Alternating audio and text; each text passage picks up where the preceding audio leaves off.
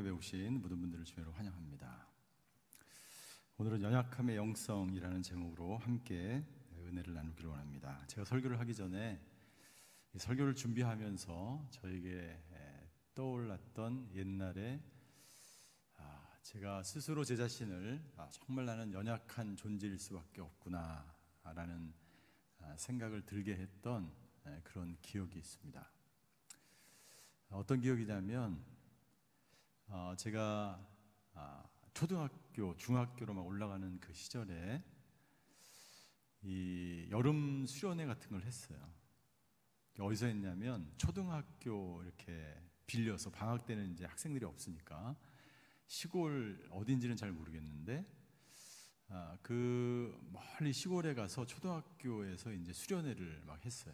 교실에서 자고 뭐 거기서 밥해 먹고 막 이렇게 수련회를 우리 초등학교 학생들이 전체 다 했는데, 이제 그날 첫째 날 비가 막 왔는데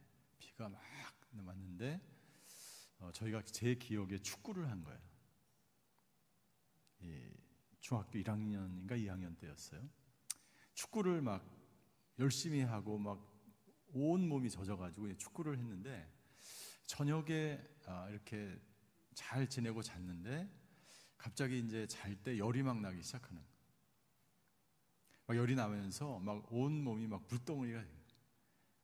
인사불성. 그때는 뭐 이렇게 바로 병원에 가거나 뭐 약을 먹거나 이런 시절이 아니었고, 대부분 이제 어머니들이 이제 찬물로 이제 열을 식혀주는 거예요. 열을 식혀줘.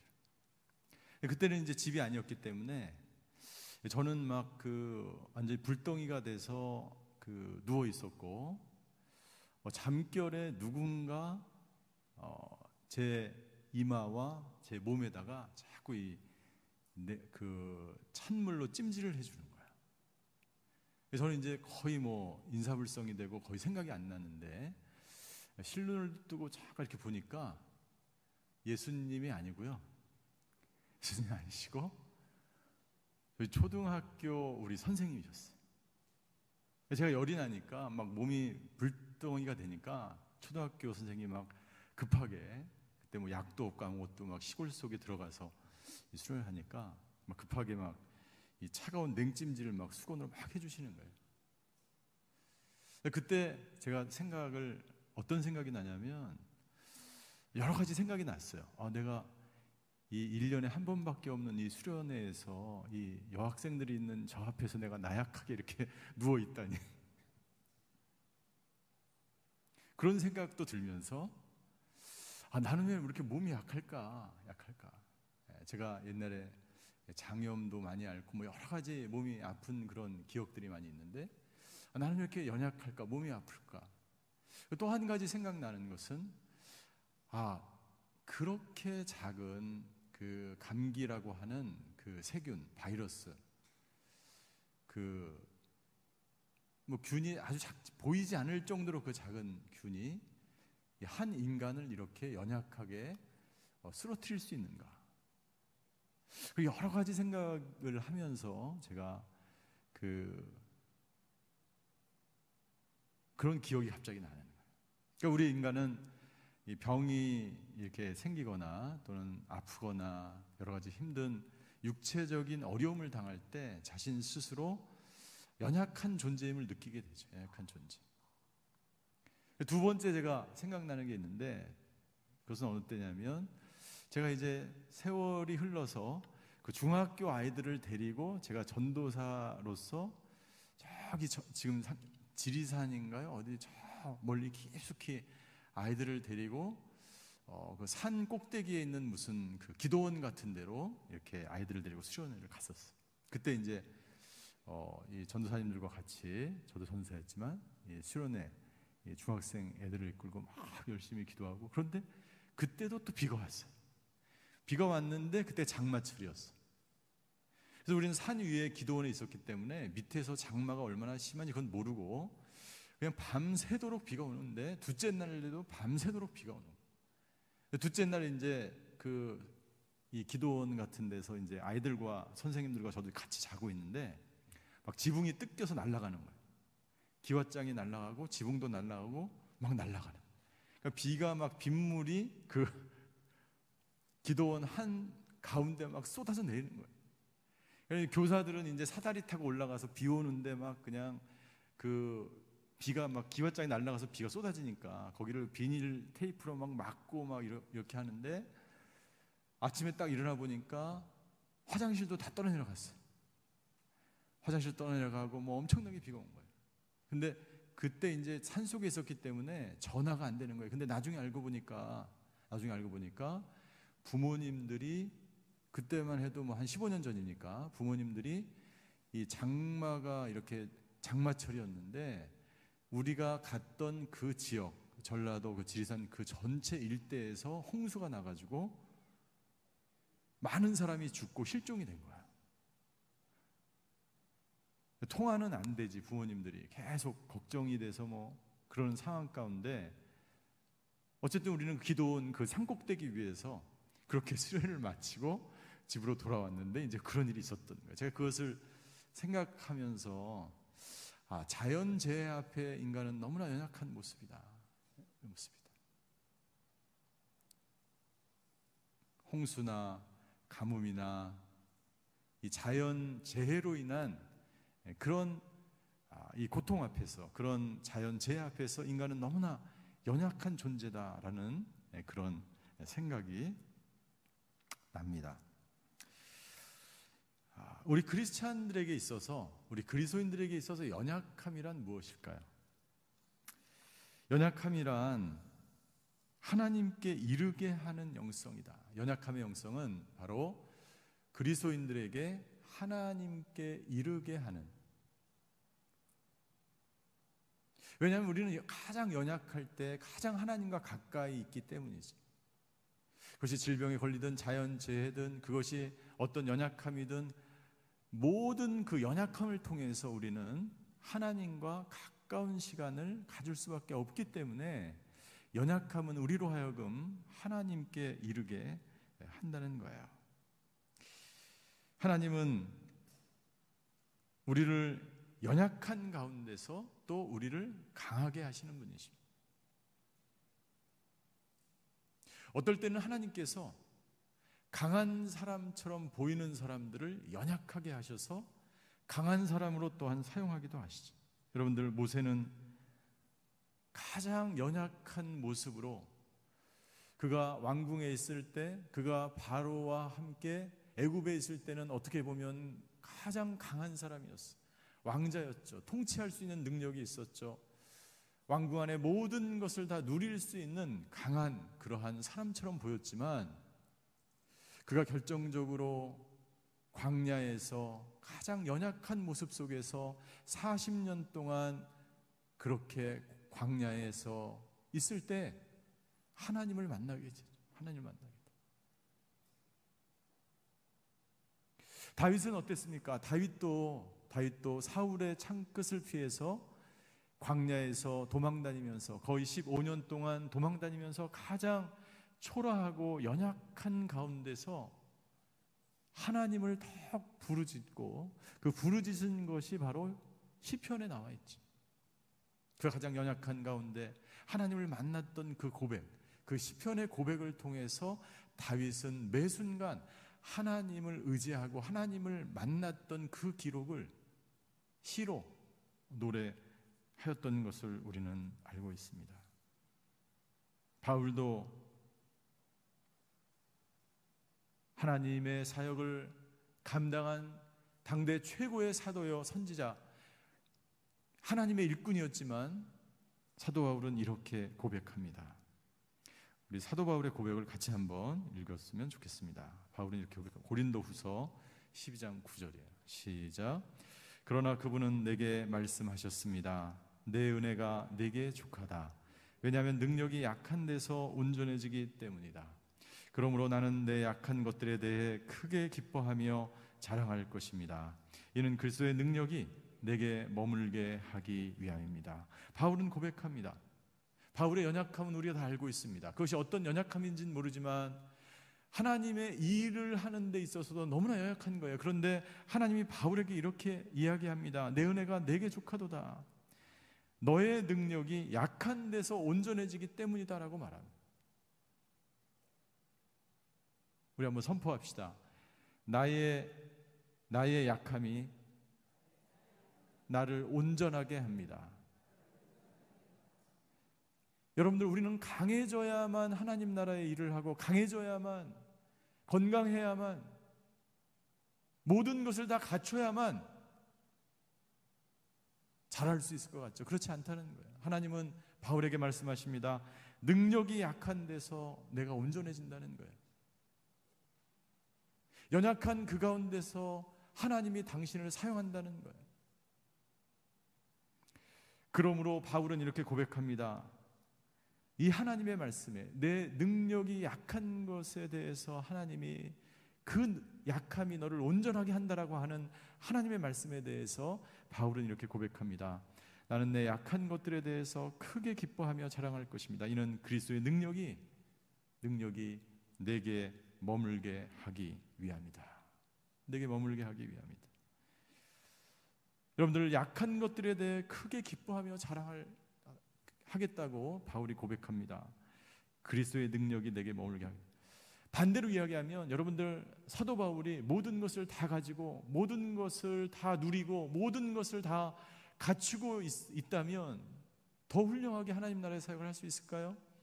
그렇지 않다는 거예요.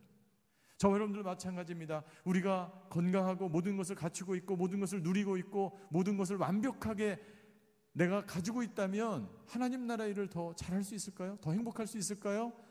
더 참된 그리스도인으로 살아갈 수 있을까요? 아니, 그렇지 않아요. 제 생각에는 더 나태하고 더 게으르고 더 교만하고 더 안 좋은 길로 갈 수 있을 거예요. 그것이 인간입니다. 그래서 하나님은 바울로 하여금 바울 되게 하기 위해서 부족하지만 연약하지만 그 자체로 하나님이 사용하시는 거예요. 저 여러분들도 마찬가지입니다. 여러분들, 돌아가신 하용조 목사님이 얼마나 많은 질병을 안고 살아가셨습니다. 목사님이 아프실 때 약을 드시는데 밥을 먹고 나서 약을 이 손으로 한 웅큼만큼 드셨어요. 한 웅큼만큼 드셨어요. 약이 여러 개인데 다 찢어서 그것을 한 손에 담아서 먹으면 이만큼의 약을 먹어요. 그렇게 복음의 열정으로 설교를 하셨어요. 하 목사님의 그 병이 하 목사님을 제어하지 않았던 것처럼 여러분들, 저와 여러분들에 있는 어떠한 연약함도 여러분들이 진정한 그리스도인으로 살아가는데, 당신이 하나님 나라의 일을 하는데 전혀 문제가 되지 않는다는 거예요. 우리가 연약할 때 하나님은 일을 하기 시작합니다. 우리는 가장 연약할 때 자기 자신을 내려놓을 줄 알게 되고 하나님과 친밀한 교제를 하게 되고 우리는 점점 온유한 보호자로 성숙해 갈 수 있는 거죠. 그리고 우리는 가장 연약할 때 하나님의 도우심을 구하게 되고 하나님과 깊은 교제 가운데 구할 수 있는 그때가 바로 우리가 가장 연약할 때예요. 저는 제 인생에 있어서 보통 이런 얘기를 제가 주로 합니다. 제가 군대 갔다 와서 남자가 되고 우리 이민교회를 하고 나서 목사가 됐다, 이런 얘기를 많이 합니다. 그만큼 힘들었다는 얘기죠. 군대 엄청나게 힘든 데를 갔다 왔고 목회도 엄청나게 힘든 곳으로 제가 갔다 왔어요. 제가 미국에서 목회를 할 때 너무나 힘들고 고통스럽고 어려운 일들이 많은 거예요. 그러니까 저는 그렇게 큰 문제라고 생각하지 않았는데 교회 안에 시간이 지나면 잠잠해졌다가 다시 문제가 생기고 잠잠해졌다가 문제가 생기고 이런 일들이 계속 반복이 되는 거예요. 만약 제가 그때 관계기술훈련을 배웠다면 이것을 잘 극복하며 이겨나갔을 텐데 그때는 제가 훈련을 받지 못한 때였어요. 너무나 힘들고 고통스러워서 그때도 저는 그런 생각을 하게 된 거예요. 제가 한국에 있을 때는 제가 정말 모든 것을 다 잘 할 줄 알았어요. 이민 목회 그거 어렵지 않을 거라고 생각했어요. 근데 막상 그곳에 가보니까 상상할 수 없을 정도로 너무나 고통스럽고 힘든 거예요. 그리고 내가 그렇게 이 목회의 어려움을 내가 겪고 있다는 것을 내가 인정하고 싶지가 않았어요.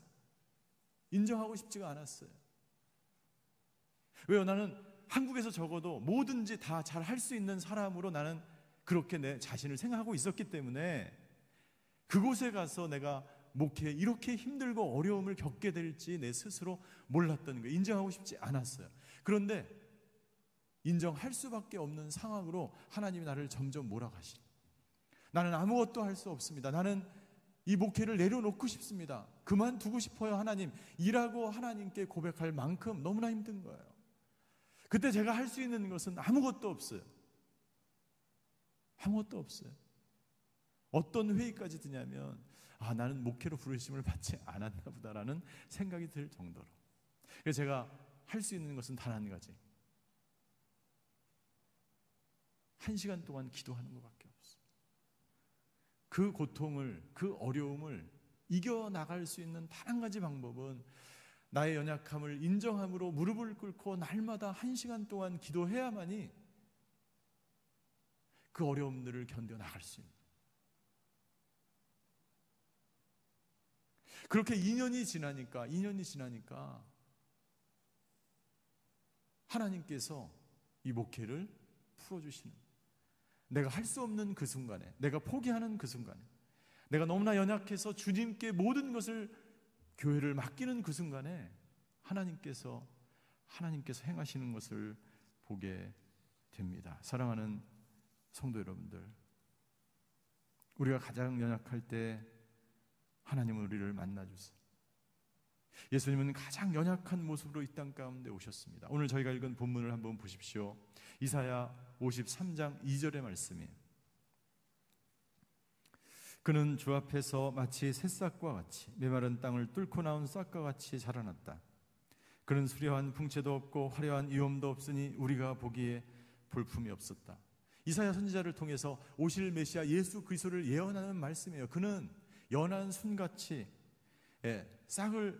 땅을 뚫고 나오는 그 막 뚫고 나온 작은 새싹, 밟으면 짓이겨질 것 같은, 비가 오고 홍수가 나면 금방 뽑혀질 것 같은 그 모습으로 말구 위에서 예수님은 연약한 모습으로 이 땅 가운데 오셨어요. 볼품이 없다고 이야기합니다. 그는 화려한 위엄도 없이 이 세상에 태어나신 거지. 그렇기 때문에 예수님은 날마다 주님께 나아가 의지할 수밖에 없었어요. 복음서에 보십시오. 예수님은 틈만 나면 기도하러 산에 올라가셨다. 기도하러 한적한 곳에 가셨다. 수없이 예수님은 자기의 연약함을 인정하면서 하나님께 무릎을 꿇고 아버지 하나님께서 이 모든 사역을 감당하게 하실 능력을 달라고 하나님 무릎을 꿇은 거예요. 하나님 앞에. 여러분들, 예수님께서 그렇게 연약한 모습으로 이 땅에 오셨고 연약한 모습으로 하나님 앞에 날마다 찾아가 무릎을 꿇었다면, 그리고 그것을 통해서 하나님 나라의 사역을 감당했다면, 저와 여러분들의 그 연약함도 하나님께서 당신의 강함이 되게 하실 줄 믿습니다. 연약함 속에 당신이 하나님을 가장 가까이 만나는 순간이 되시기를 주임으로 축원합니다. 그 하나님을 가까이 만나지 못하면 어떻게 됩니까? 우리는 연약한 존재로 자기 스스로를 낮은 자존감 속에서 나는 이렇게밖에 할 수 없다라고, 나는 이것밖에 되지 않는다고, 나는 그냥 연약한 그 존재, 인간으로서 그냥 죽는 거예요. 나의 연약함을 인정하고 하나님께 나아가는 것, 그래서 그때 그 연약한 상태에서 하나님을 깊이 만날 수 있는 그런 축복을 우리가 누려야 하는 것이죠. 두 번째, 연약함은 우리를 성숙하게 합니다. 여러분들, 연약함이 어떻게 우리를 성숙하게 할까요? 여러분들, 가장 좋은 예는 여러분들, 우리가 어떻게 성장했는지를 보면 알 수가 있어요. 여러분들, 엄마와 아기와의 관계에 있어서 아기는 누구를 통해서 성장하기 시작합니까? 어머니를 통해서 성장하기 시작해요. 이 엄마는 이 아기가 어렸을 때, 아기 때 할 수 있는 것이 아무것도 없기 때문에 필요한 모든 것을 공급해 주는 거죠. 공급해 주는 거예요. 자, 저와 여러분들이 어떻게 건강한 사람으로 성장할 수 있어요? 연약한 사람에 대해서 온유하게 그 사람을 돌봐주고 그 사람을 격려하고 그 사람과 고통을 함께 할 때에 당신은 점점 강한 사람이 되는 것이고 성숙한 사람이 되는 거예요. 연약함에 대해서 내가 어떻게 반응하느냐가 당신의 성숙의 정도를 이야기하는 거예요. 우리의 문화와 이 세상은요, 연약함을 부끄럽게 여깁니다. 연약함을 스치럽게 여겨요. 연약한 것은 나쁘다고 이야기합니다. 연약함을 조롱합니다. 연약함은 안 좋은 것이라고 이야기합니다. 그러나 그렇지 않습니다. 우리가 성숙하기 위해서 반드시 필요한 것이 있는데 바로 연약함이라는 거죠. 성숙한 사람은 연약한 사람을 도와줍니다. 성숙한 부모가 연약한 자녀를 돌보고 도와줌으로 이 아이가 성장하는 것을 지켜보면서 기쁨을 누리는 부모처럼, 성숙한 사람은 연약한 사람의 기쁨이 회복될 때까지 함께합니다. 동행합니다. 손을 잡아줍니다.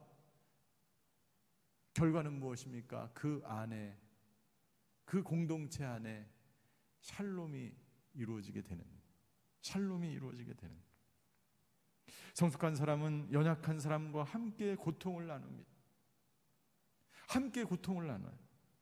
여러분들, 우리가 소그룹으로 모여서, 그리고 우리가 그룹으로 모여서 함께 나눔을 하고 함께 이 회복의 길을 걸어가는 이유가 무엇입니까? 함께 고통을 나누는 시간.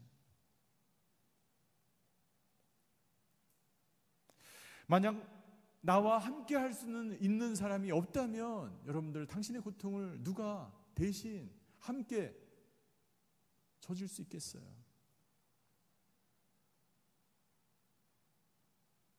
회복되는 데 있어서 가장 힘든 사람은 연약한데 함께 할 사람이 없는 거예요. 여러분들, 나는 함께 할 사람이 없다라고 생각하는 사람이 있다면 여러분들 그 모든 생각을 버리시고 회복사역의 소그룹으로 오시기를 바랍니다. 훈련의 장으로 오시기 바랍니다. 당신은 혼자가 아닙니다. 하나님은 함께 회복하도록 우리를 만드셨어요. 어느 누구도 절대로 혼자서 홀로 회복될 수 없도록 하나님은 우리를 만드셨어요. 만약 연약한 사람이 기쁨을 나눌 수 있는 상대가 없고 고통을 나눌 수 있는 상대가 없다면 그것은 생명을 나눌 수 있는 상대가 없다는 것을 말하는 거예요.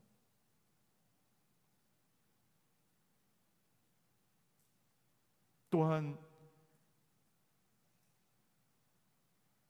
연약한 사람은 자기의 연약함을 숨기려고 노력하면 노력할수록 더 연약해진다는 사실이에요.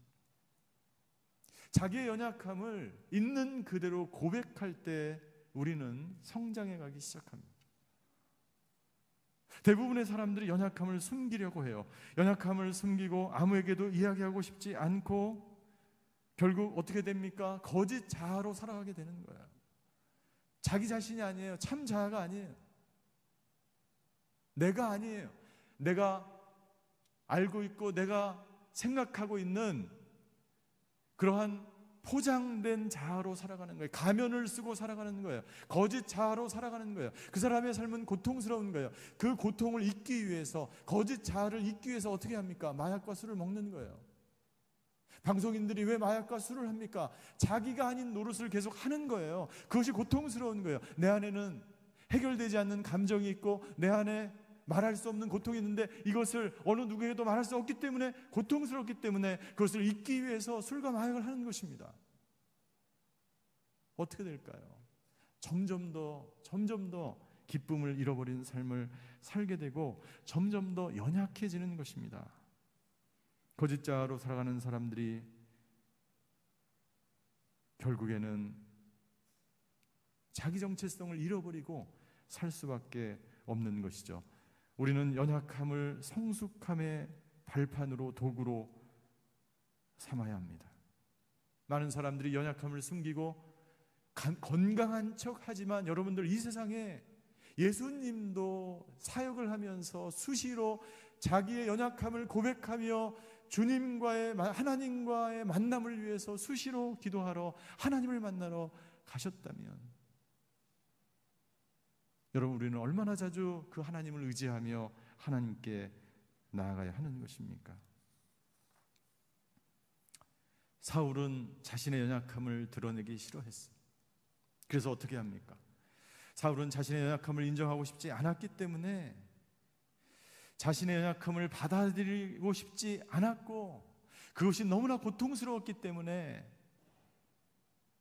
어떻게 했습니까? 다른 사람에게 피해를 입혔어요. 그리고 그 고통을 잊기 위해서, 해결하기 위해서 안 좋은 선택을 하게 되는 것이죠. 다윗을 죽이기로 선택합니다.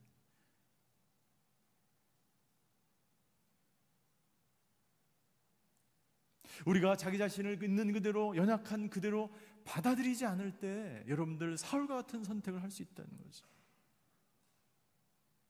그러나 다윗은 어떻게 하였습니까? 다윗은 죄를 지었어요. 연약함 속에서 죄를 지었고, 다른 여인을 범하였고, 그녀의 반편까지 죽이는 살인죄를 지었어요. 이 다윗의 죄에 대하여 나단이 경고를 합니다. 다윗은 그때 나단의 경고를 받아들였어요.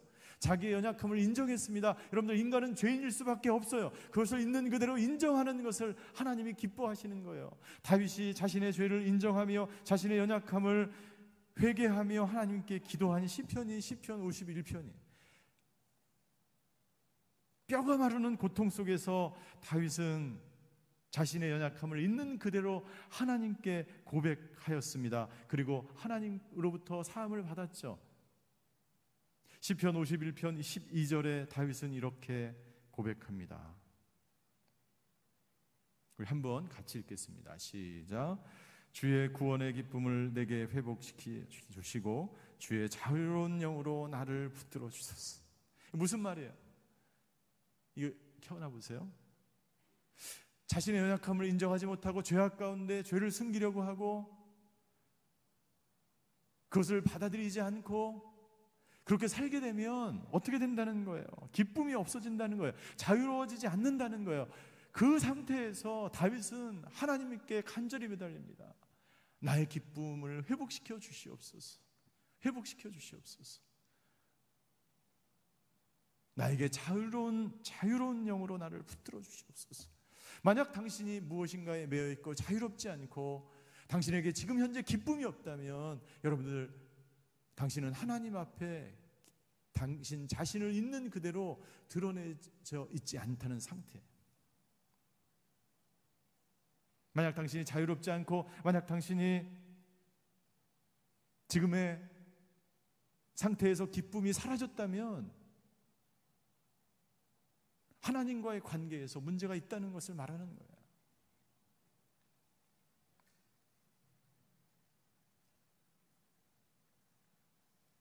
우리는 왜 연약함을 당당하게 고백할 수 있을까요? 그리고 고백해야만 할까요? 연약함이 성숙으로 나아가는 도구요, 그것을 발판으로 삼아서 우리가 더욱 성장해야 된다고 얘기하는데, 그 연약함을 고백함으로 어떻게, 무엇이 우리를 성장하게 하고, 왜 우리는 그 고백을 해야만 할까요? 그 답이 바로 이사야 53장 3절에 있습니다. 53장 3절 제가 읽겠습니다. 그는 사람들에게 멸시를 당하고 버림을 받았을 뿐 아니라 고통을 겪었고 언제나 병을 앓고 있었다.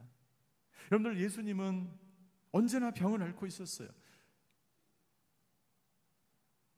멸시를 당했어요. 버림을 받았어요. 언제나 고통을 겪고 있었어요.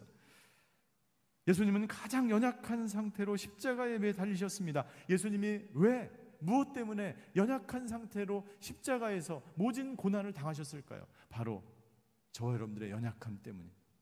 당신이 당신의 연약함을 십자가로 가져갈 때, 당신의 연약함은 십자가에서 그 모든 당신의 연약함을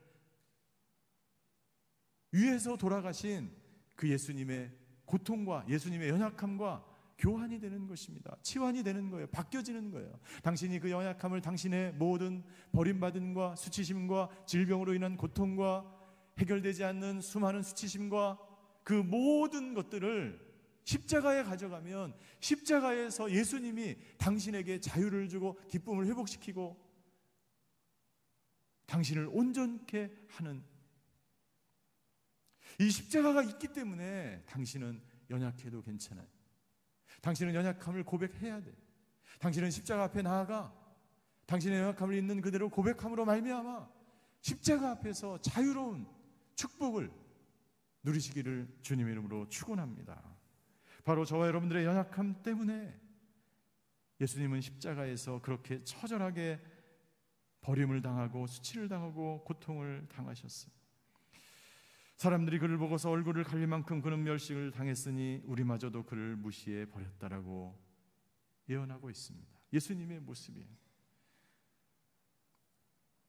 예수님의 고통은, 예수님의 십자가의 고통은 우리의 연약함을 온전하게 하는 능력이 있기 때문에 우리는 담대하게 십자가에 나아가 우리의 연약함을 고백하고 그분 앞에 매달릴 때 여러분들 우리는 그 모든 연약함에서 자유로울 수 있을 뿐만 아니라 그 십자가의 능력이 저와 여러분들의 능력이 되시는 줄 믿습니다. 그래서 바울이 그 주님의 그 능력이 나에게 머물기를 원한다라고 고백하는 거예요. 그 능력은 바로 십자가의 능력을 말하는 거예요.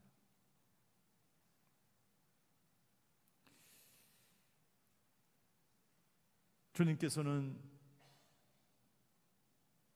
온유한 보호자가 되시고 성숙한 분으로서 우리를 이끌어 주세요. 우리가 연약할 때 누군가 성숙한 사람이 나를 이끌어 줘야 합니다. 그래야 내가 성숙해질 수 있어요. 그런데 여러분들, 인간이 인간을 인도하는 것에는 한계가 있습니다. 그러나 주님이 우리를 인도하신다면, 그리고 우리가 인간을 넘어서서 인간에게 의지하는 것을 넘어서서 주님을 붙들 수 있다면 주님은 우리를 온전히, 우리의 연약함을 온전하게 사용하셔서 우리를 온전함에 이르도록 하시는 것이죠. 다윗은 이렇게 고백합니다. 우리 시편 23편 4절이에요. 같이 한번 읽겠습니다. 시작. 내가 죽음의 그림자가 드리운 골짜기를 지날 때라도 악한 것을 두려워하지 않는 이유는 주께서 나와 함께 계시기 때문입니다. 주의 지팡이와 막대기가 나를 지키시고 보호하십니다. 다윗이 죽음이 그림자가 드리운 골짜기를 지나는 것 같은 두려움과 불안이 있었다는 거죠. 그런데 뭐라고 이야기합니까? 내가 두렵지 않습니다. 왜냐하면 주님이 나와 함께 하시기 때문입니다. 할렐루야. 다윗은 주님이 나와 함께 하신다는 믿음으로 그 두려움을 15년 동안 이겨낸 거예요. 사울의 그 창끝을, 사울의 군대를, 죽음을 모면했던 수많은 순간들을 하나님이 나와 함께 하시는 믿음으로 이겨냈어요. 그리고 6절에 이렇게 고백합니다. 6절 같이 한번 읽겠습니다. 시편 23편 시작. 내 평생의 선하심과 한결같은 사랑이 진실로 나와 함께 하실 것이니 내가 여호와의 집에서 영원히 살 것입니다. 영원히 살 것입니다. 미래형으로 되어 있어요. 6절은 미래형으로 되어 있습니다. 4절은 현재형이에요. 6절은 미래형이에요. 그분의 사랑과 그분의 신실과 그분의 선하심이 나와 함께 하실 것이니, 저와 여러분들과도 함께 하시는 주님인 줄 믿습니다. 할렐루야. 여러분들 연약하다고 해서 두려워하지 마세요. 불안해하지 마세요. 몸이 아프다고, 여러분들 힘들고 어렵다고, 그런 환경 속에 있다고 해서 두려워하거나 무서워하거나 불안해하지 마십시오. 주님이 당신과 지금 함께 있고 앞으로도 당신과 함께 하시는 주님인 줄 믿습니다. 이 믿음으로 다윗이 이겨나갔다면 우리도 이 믿음을 가지고 우리 주님이 함께 하시기 때문에 나의 연약함은 아무런 문제가, 바울에게 문제가 되지 않았고 다윗에게도 문제가 되지 않았던 것처럼 우리에게도 문제가 되지 않습니다. 데니스 저니건이라는 우리 유명한 찬양 사역자가 있습니다. 데니스 저니건. 이분의 영화도 나오고 책도 나왔었죠. 이분은 동성애자였습니다. 5살 때 화장실에서 성추행을 당하고 그 다음부터 동성애자로 살아갑니다. 힘들고 고통스러운 나날을 지는. 그런데 어느 날, 그러면서도 이제 어렸을 때부터 신앙이 있었기 때문에 작곡과 작사를 계속하면서 사역자 생활하면서도 이것을 드러낼 수가 없었어요. 그런데 어느 날 유명한 찬양 사역자의 집회에 찾아가서 그 찬양 사역자가 이렇게 이야기하는 것을 듣게 됩니다. 그 찬양 사역자가, 유명한 찬양 사역자가 공연 도중에 이렇게 얘기하는 거예요. 여기 있는 사람 중 한 사람이 마음속에 숨기고 있는 것이 있습니다. 데니스 저니건의 연약함이었죠. 하나님은 당신이 숨기고 있는 것을 보십니다. 그럼에도 하나님은 당신을 사랑하십니다. 데니스 저니건은 이 찬양 인도자의 말을 그대로 받아들여서 회개하기 시작합니다. 그리고 극적인 회개의 체험을 하면서 자신이 동성애자는 고백을 하게 되고, 그리고 자신을 회복시켜, 그리고 고백하고 나서 회복이 되면서 사랑하는 아내를 만나서 9명의 자녀를 낳고 하나님 앞에 이 찬양으로 고백을 하는 거예요. 약할 때 강함 대신.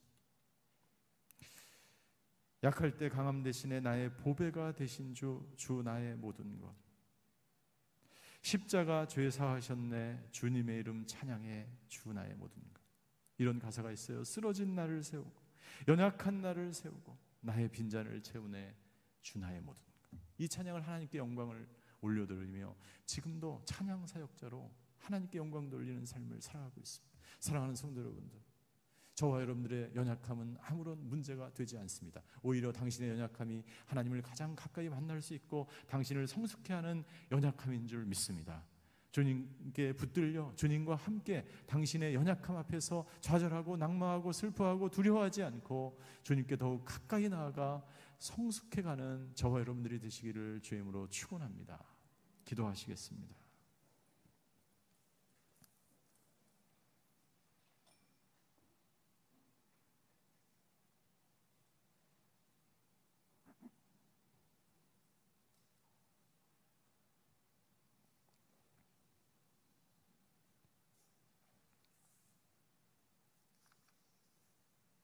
예수님은 우리의 가장 연약함을 아십니다. 예수님은 당신의 연약함이 무엇인지도 아시고,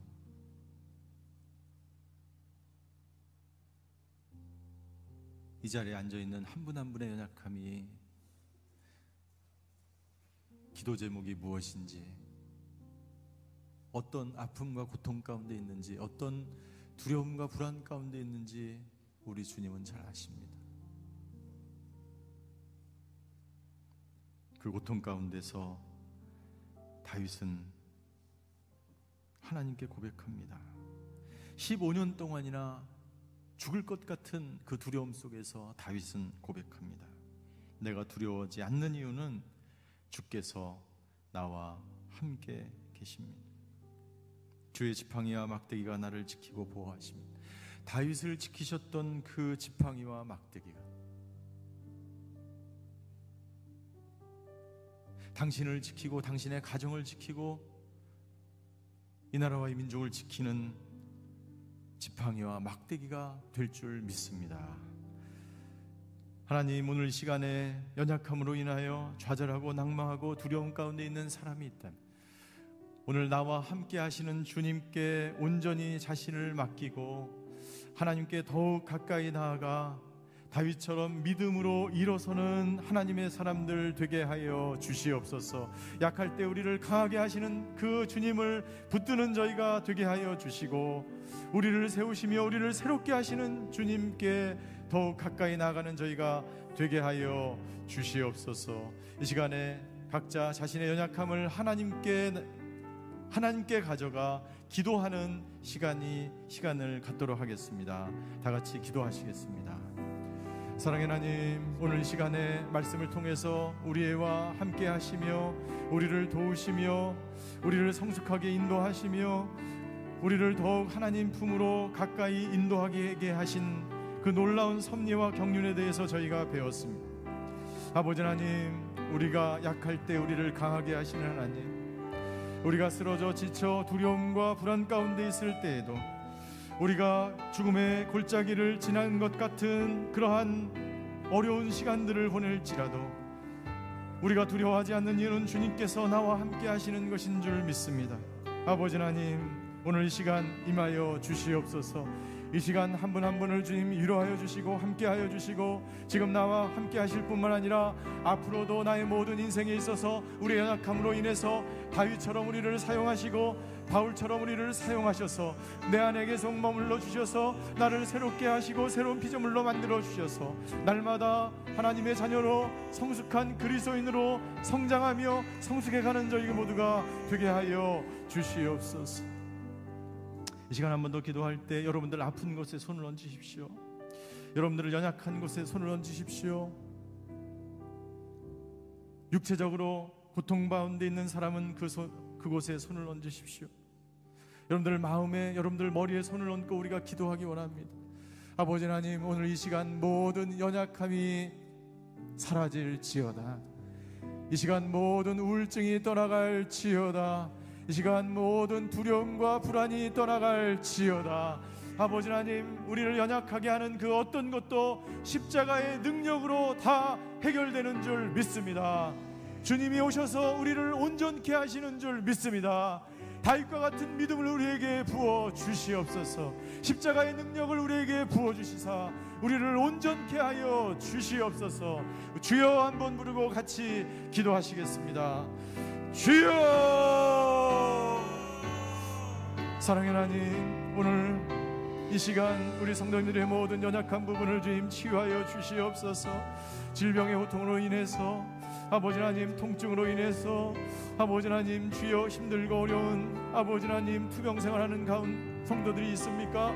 정신적인 질병으로, 우울증으로, 불면증으로, 조현병으로 고통받는 지체들을 아버지 하나님 치유하여 주시옵소서. 십자가의 보혈의 능력으로 안수하여 주시고 오늘 모든 두려움과 모든 불안과 모든 슬픔과 모든 외로움과 모든 거절감과 모든 수치심이 십자가의 보혈의 능력으로 떠나가는 놀라운 역사가 있을지어다.